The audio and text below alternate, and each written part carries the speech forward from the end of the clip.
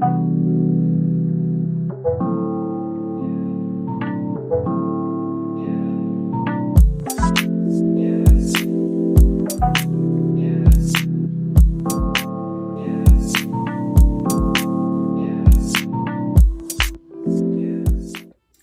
y'all, hey! Welcome back for our final book and breakfast of 2025 and day 9 of our 25 days of books. If you only just tune in to book and breakfast, do know that I am posting every single day up until Christmas, so there will be plenty of things for you guys to watch here, especially once you guys go like on your breaks and stuff like that. Today we have so many good things. I am just feeling very thankful like for this little community that we have built and how it has been continuing to grow. And so I whipped up a really quick recipe for you guys. It is my recipe this time. We have a delicious eggnog bread pudding. You can serve it for breakfast or you can serve it like for dessert if you want to. You do what you like to do. Still so many new releases. We also have a little book club challenge for you guys and all of that good stuff. So if you guys want to go ahead and catch up on last month's book club read, get into these recipes and get into all of the bookish things, then just stay tuned. All right, y'all, we're gonna do this one more time, the last time, until next year, of course. Let's go ahead and start cooking. Today we're going to be making some eggnog bread pudding. Now, I went back and forth. This was at first French toast. Then I was like, girl, just fucking make a bread pudding. I love doing this. Actually on Christmas morning, I'll set it up Christmas Eve and bake this in the morning. And it's just really good, yummy, warm, rich, cozy, decadent. It's all the things. So keep this in your arsenal for those really cozy Christmas mornings with your family. Now, onto this book, The Art of Scandal by Regina Black. Y'all, a time was had. This was everything I wanted and something that was going to be really sensual and steamy, but still have all of that like political intrigue. You guys know the theme was TGIT, and really like my brain immediately went to like scandal and how to get away with murder. And this one really, it's so scandal coded in so many ways. So we have our main character Rachel Abbott. At the top of the book, we have Rachel at a party for her husband, who is a career politician who is getting ready to run for political office.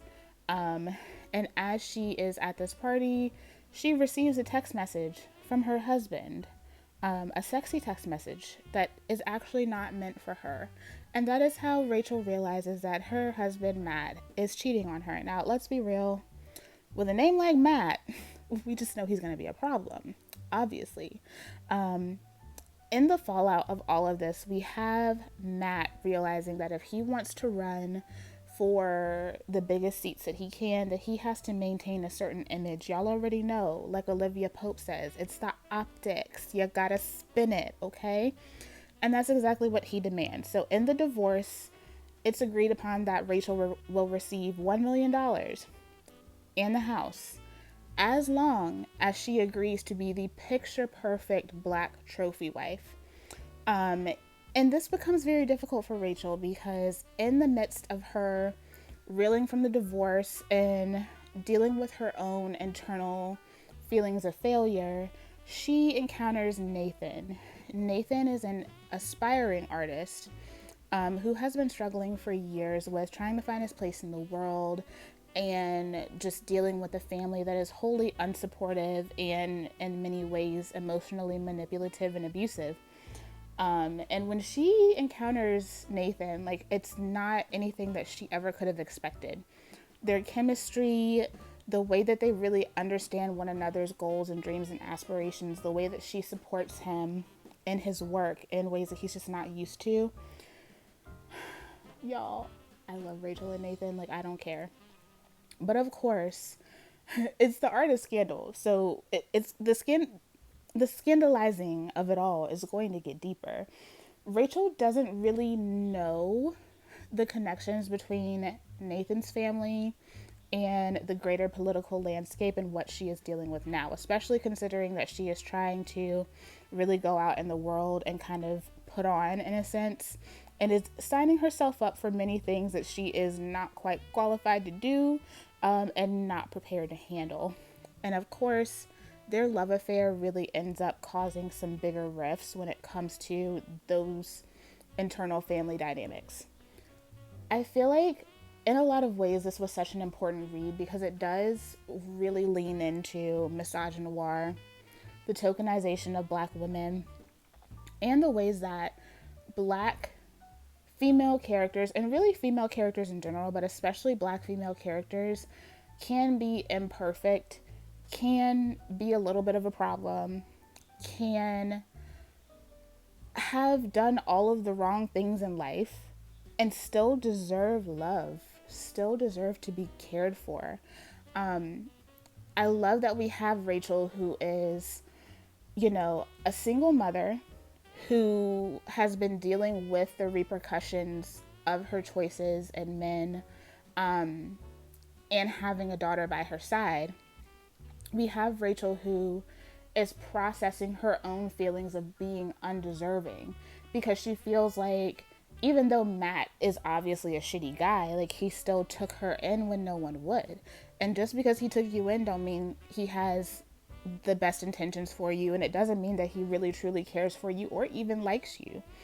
And understanding that even though your life has been imperfect, it didn't go the way that you expected it to go, and you made decisions that weren't always what other people would have done, you still deserve to be cared for. You still deserve to be respected and treated well.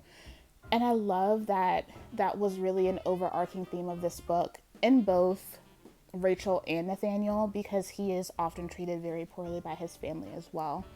Y'all, this was such a good book. I had an amazing time. It was another 5-star read. I feel like we've picked some really good freaking books throughout this year, and this was no exception. So you guys let me know, how did you feel about The Art of Scandal? It was one of my favorite reads of the year. And I will be continuing to read more books like this, the ones that were off of our list from our choices to pick from, because I'm just loving the political intrigue and the messiness of it all. And of course, I will have the recipe for this eggnog bread pudding down below. It's really, really simple. If you have some eggnog and a few other things and some really good bread, you can have this on the table and have it be the perfect fixture for your Christmas breakfast or whatever you celebrate, just a cozy breakfast in general. So yeah, another one for the books.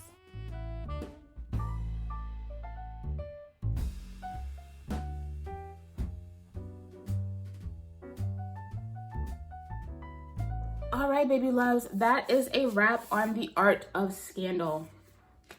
I genuinely enjoyed this book. It was so good. It was all the messy things wrapped up into one.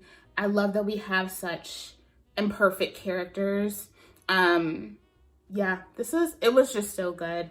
And those of you who did read it also said the same thing. And I took down and annotated so many good gems too. That's it for her. That is it for our last book of the year. This has been so much fun, doing this with you guys. It has been such a good ass time. Just kind of having this unofficial book club situation.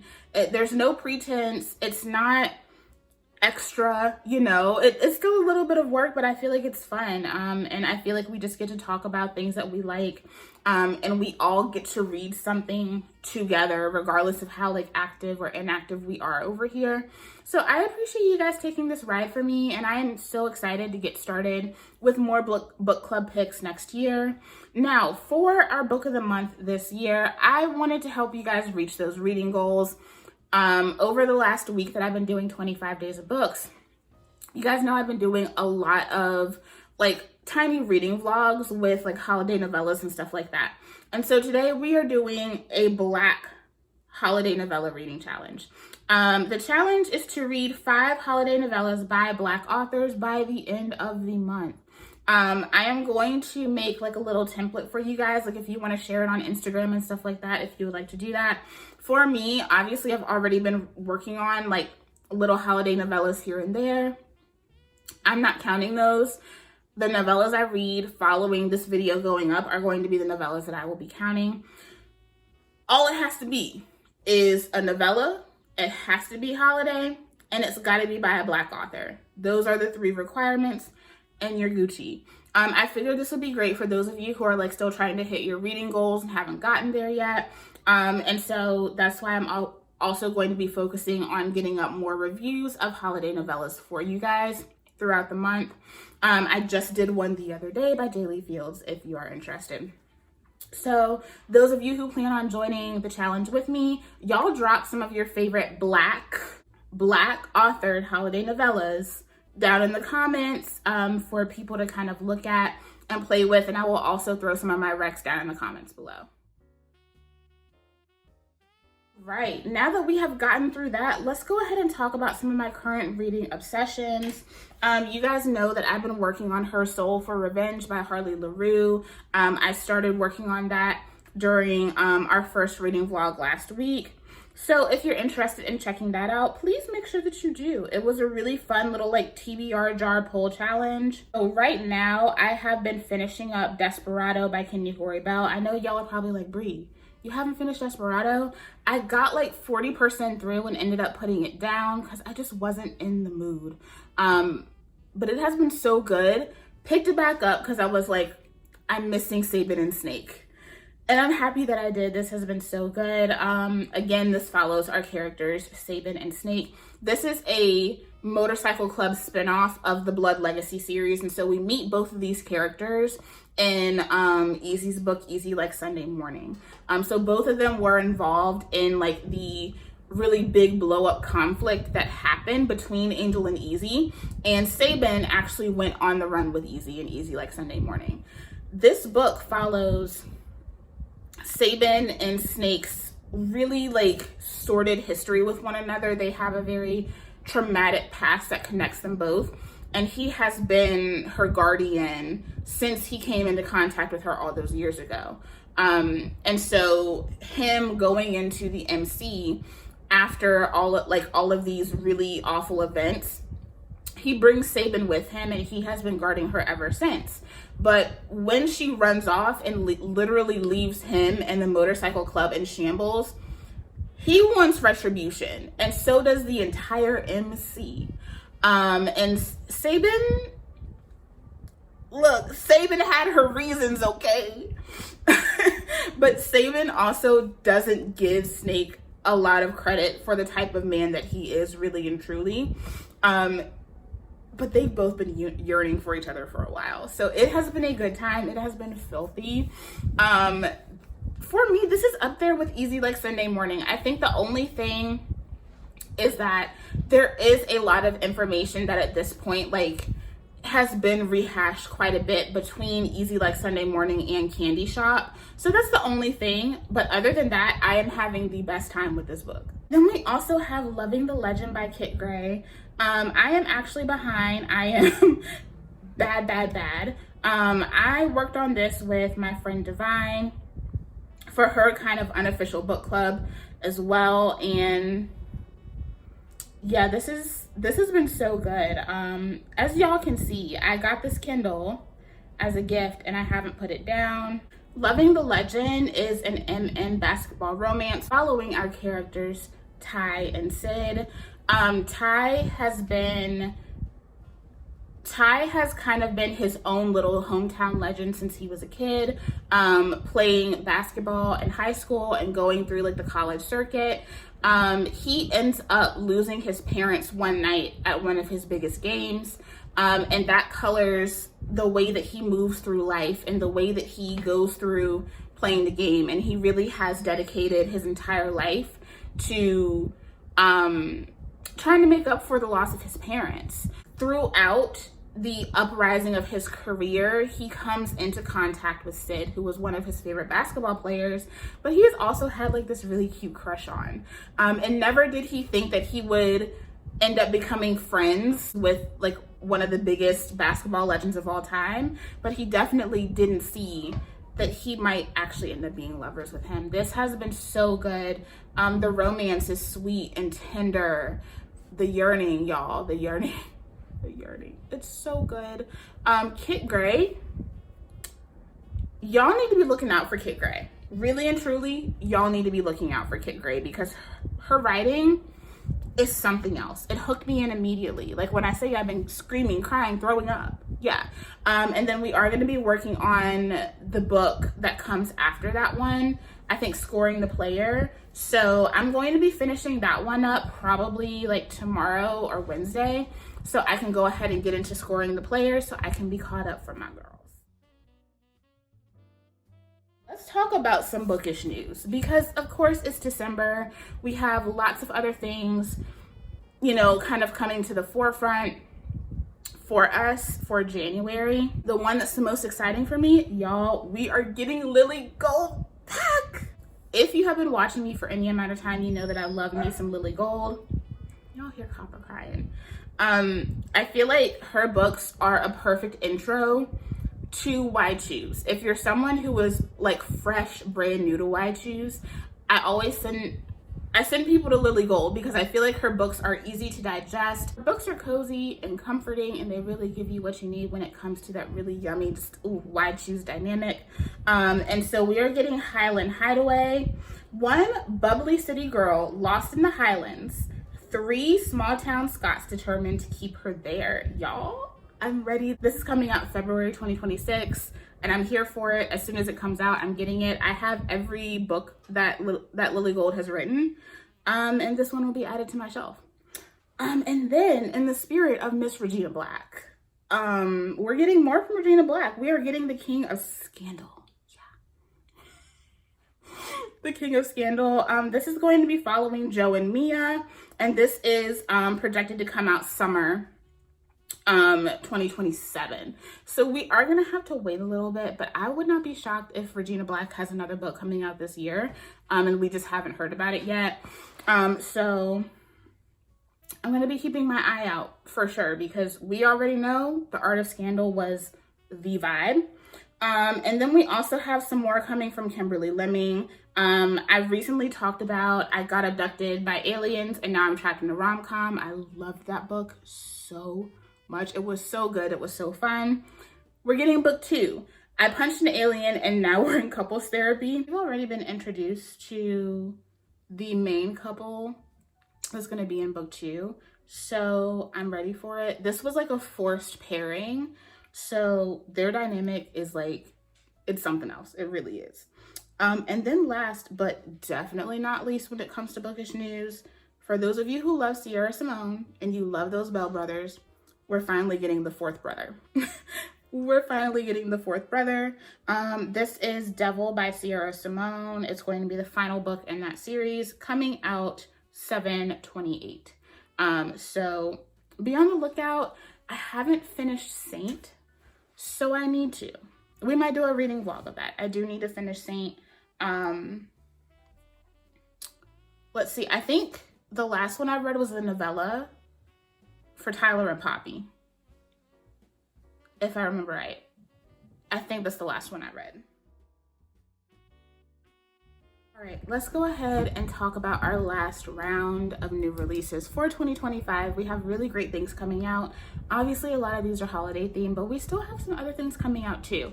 Now, we have several that are already out that drop like the very first week of the month. First, we have Broken Ties by Jay Bree.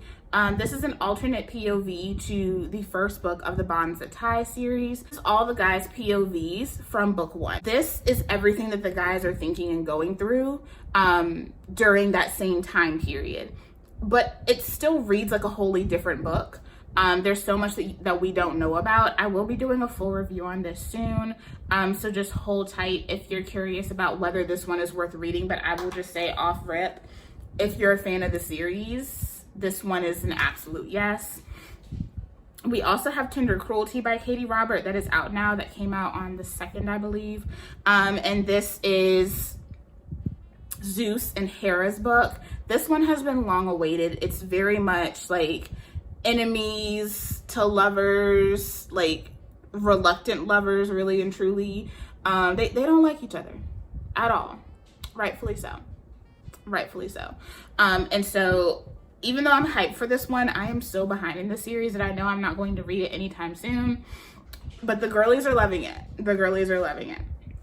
Then we have The Love Audit by Lucy Eden. And I believe this one is also in that like workplace fake dating situation. I did get an arc of this. I haven't had the opportunity to start working on it, but I will soon, as well as Sparks Fly by Zakiya and Jamal. This is another one that was released last week, and it is also in the Black romance category. I also have a copy of that, and I will be working on it before the month is out as well. Your girl has been behind on arcs, just really and truly. And then our upcoming things. On 12/12, we have Overbaked by Bex DeVoe and Lexi Eldridge. This is a Why Choose holiday romance. I'm excited for this one. I love me some Bex DeVoe, and I believe that Bex and L. Eldridge have been collaborating on the Game Over series, so this is going to be another collaboration with the two. I'm excited for this. I love anything that Bex DeVoe is in on, so I'll be in on that. We also have Sister's Keeper by Aria Days. There's going to be coming out on 12/12. Desperate Devotion, which is another stalker romance by Morgan Bridges. This is the first book in her Villains and Vices series. So yeah, be on the lookout for those because all of those are coming, and I will be posting reviews as I finish the arcs that I have. All right, guys, that is it for the final book and breakfast of the year. I love you guys. Thank you so much for tuning into every single one, engaging, being part of the book clubs and all of that good stuff. I will have all of the links that you need, as well as templates and things like that posted soon. I love y'all, and I'll see you tomorrow for some more 25 Days of Books. Bye.